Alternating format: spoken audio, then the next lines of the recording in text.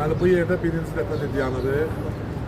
İndiyənə kimi gəldiyimiz turların içində ilk dəfədir dayanırıq. O da bununla əlaqədardır ki, iyul ayının 8-i 2025-ci ildə, yəni 6-7 ay bundan əvvəl Polad Həşimov adına Sumqayıt şəhəri 28 saylı tam orta məktəbində bir müəllimə var idi, Əliyeva Afət adında.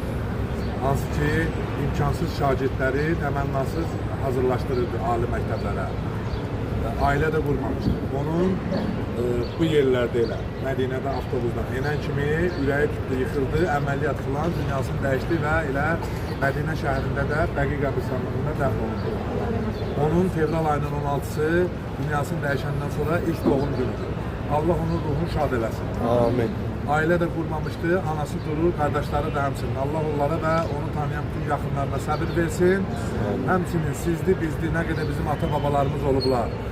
Ziyarət yolları əvvəllər çox çətin olub, bu yerlərə gələ bilmədən arzuları ürəyində qalıb dünyasını dəyişiblər.